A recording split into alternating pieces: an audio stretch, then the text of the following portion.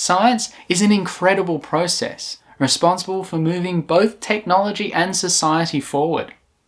Breakthroughs have given us some of the best living conditions in human history.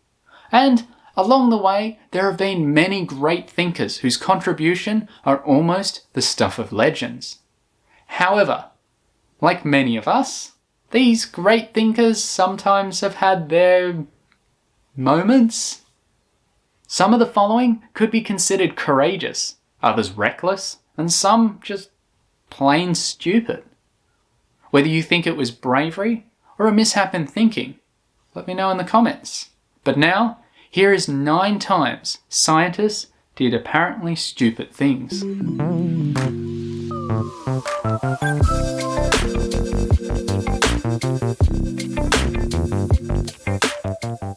First off the bat, Karl Wilhelm Scheele.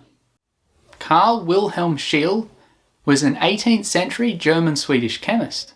Born in 1742, Scheele made a number of contributions, including the independent discovery of chlorine, manganese, and another chemical you might have heard of, oxygen. So why is he on this list? Well, Scheele died early at the age of 43 in 1786, likely as a result from his work. You see, he was working with a lot of lovely compounds such as arsenic and cyanide, which he happened to taste. Yes, Scheele did in fact ingest many of the products of his reactions. In fact, this was actually relatively common for chemists of the day, despite how toxic some of the products turned out to be. You might think this is just another step on the way to our modern understanding of chemistry, but regardless, please don't eat things from a lab if you don't know what they're going to do. Number 2. Sir Humphrey Davey. Sir Humphrey Davey, born in 1778, made an outstanding number of contributions to science, from chemical discoveries to agriculture, electromagnetism, and even the miner's safety lamp that allowed people to work in the presence of flammable gases without the risk of explosion. Davy became the president of the Royal Society for his influences in science in 1820. However, Davy was ever the interesting character, with a good case being made for the fact that he was probably a narcissist. That was an interesting paper to read. Link below. He was known for publicly lashing out at opponents, or well, anyone who disagreed with him, writing about one such set of attacks as, "It is disagreeable to be obliged to use artillery to destroy bats and owls, but it was necessary that something should be done." I mean, that's a very creative metaphor, but what? Despite all this, Sir Davy gets onto this list because of his nose. One of his earlier experiments was to inhale the gas product of one of the reactions he did in his lab, in order to test its curative properties. That gas was nitrous oxide, or laughing gas, which at the time was considered toxic. Davy wrote about his experiences, saying, "Generally, when I breathed from 6 to 7 quarts, muscular motions were produced to a certain extent. Sometimes I manifested my pleasure by stamping or laughing only. At other times, by dancing around the room and vociferating." Davy soon became addicted, even trying to deliberately overdose himself. However, it didn't turn out too bad for him, and this stunt brought him the fame and attention that allowed his rise to prominence in science. Coming in at both 3 and 4, Sir Isaac Newton. Isaac Newton, for all his amazing theories, was quite the character to say the least. Newton was quite a nasty piece of work, and would often publicly shame adversaries. Also, only 20% of all his writings were actually science-based. He deserves a video just to himself. Many of us are familiar with Newton's work on forces and gravity, as well as a false story about an apple. But he did also spend a lot of time investigating light and its properties, as well as how our eye perceived inputs. And that's where he gets onto this list. Twice. Newton did a lot of testing, often on himself, and that's where we get to our first item. He would go into a dark room to ensure that his pupils dilated, allowing the most amount of light through. Then he would stare at the sun through a mirror.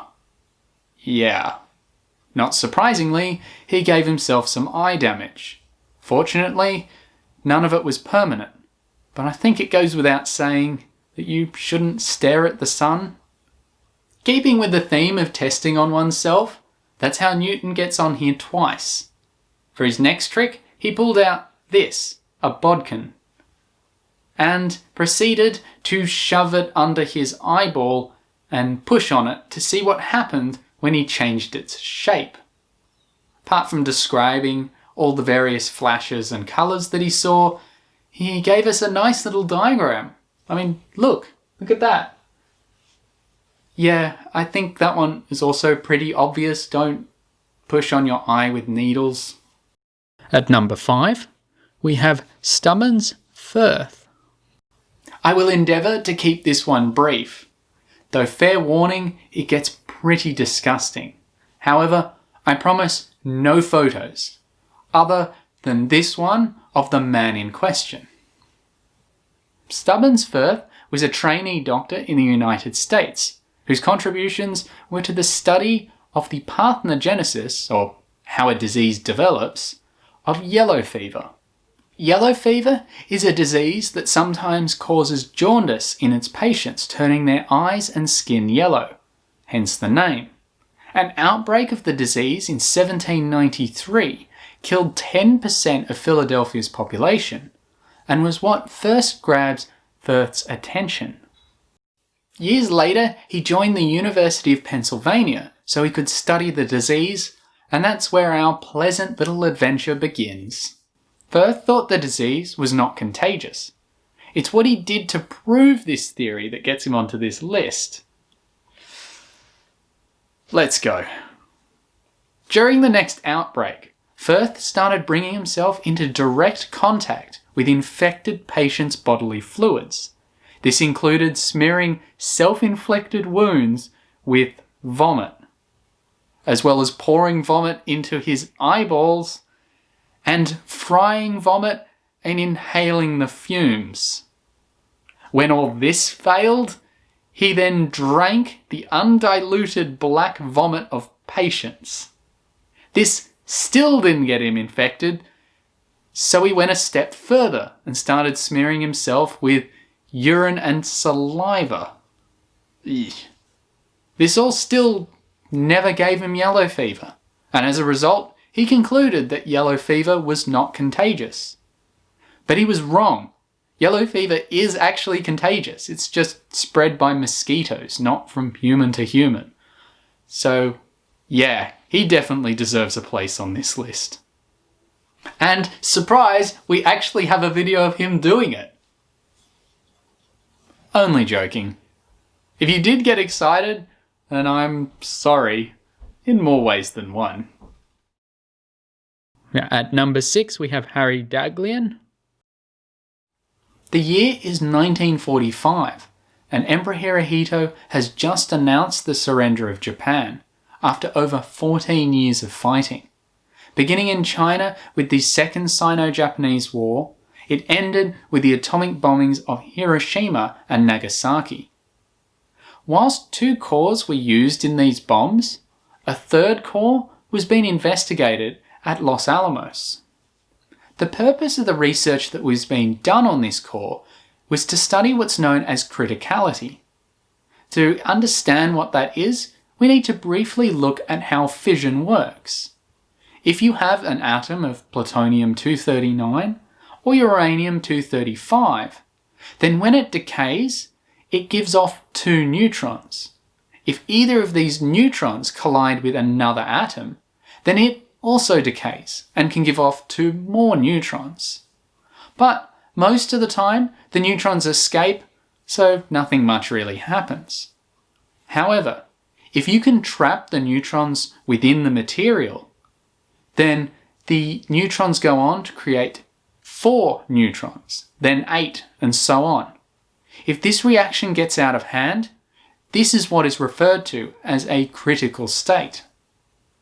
So that's what they were testing for at Los Alamos. Harry Daglian was one of the scientists studying this core. To trap neutrons, tungsten carbide bricks could be piled up or taken away from either side of this core. Acting as neutron mirrors, the amount of bricks controlled how many were trapped within the core. On the night of the 21st, Harry Daglian returned after dinner, alone and in violation of safety protocols to conduct experiments. He was piling bricks around the reactor when his equipment told him that placing a 5th layer of bricks was going to cause criticality.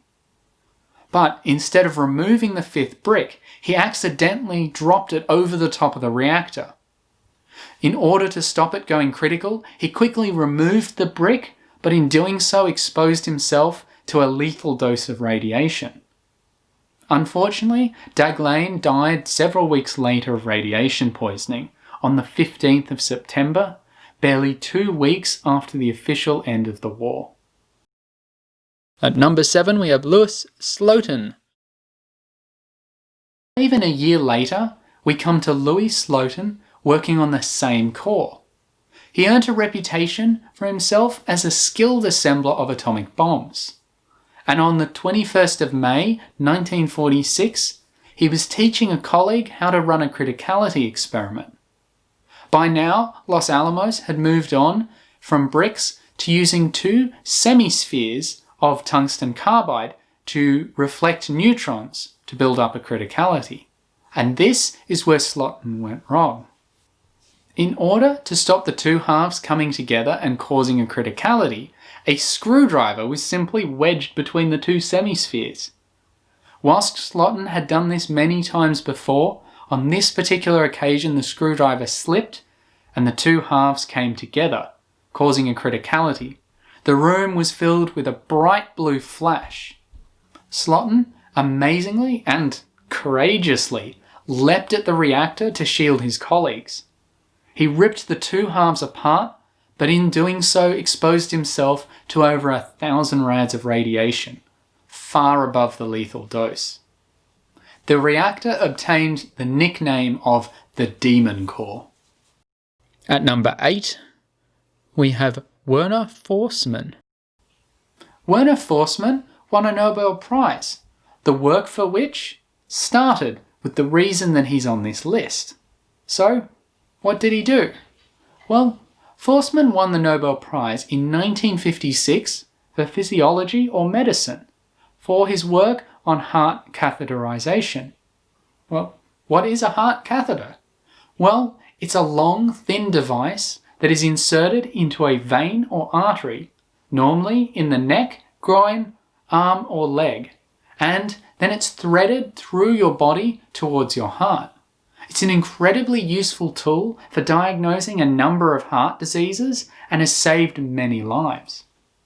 Maybe you can see where this is going. In 1929, Friedman gave himself a local anaesthetic and inserted a catheter into a vein on his arm.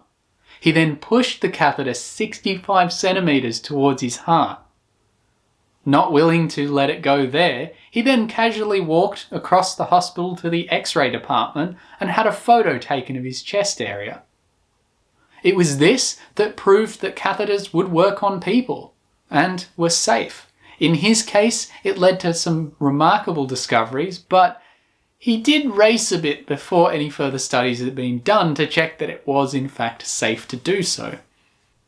Let's just hope that I don't have to do any more damage to myself in order to make my work move forward. And coming in finally at number 9, the infamous Thomas Midgley Jr. Thomas Midgley Jr., a name that has not gone down well in history.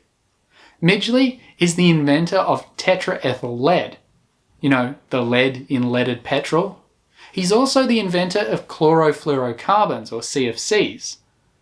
So, he made 2 inventions, one that dumped millions of tons of toxic heavy metals into our environment, and the other one partially destroyed our atmosphere. He invented tetraethyl lead in 1921 as a chemical additive to petrol to help stop knocking in cars. In other words, it made the engine run smoother. However, the toxic effects of lead were actually known by this time. Ethanol would have also worked, but because it was a natural product, it couldn't be patented. Make of that what you will. Midgley Jr. supposedly said during a phone call, "Can you imagine how much money we're going to make off this? We're going to make $200 million, maybe even more." So, is this why he's on the list? Well, not quite. He makes it onto this list because of a publicity stunt that he pulled in 1924. During this stunt, he inhaled the toxic fumes of tetraethyl lead for a full 60 seconds. Not surprisingly, a bit later Midgley had to take a leave of absence from work because he was diagnosed with lead poisoning. Reckless stupidity or brave pioneers? Hindsight is very powerful, so can we blame all the scientists on this list? Probably not, but let me know what you think in the comments. And if you enjoy learning about interesting science, scientists, and the surrounding history, hit that subscribe button and don't forget the notification bell. Remember, I'm almost a doctor, and until next time, be like a proton, stay positive.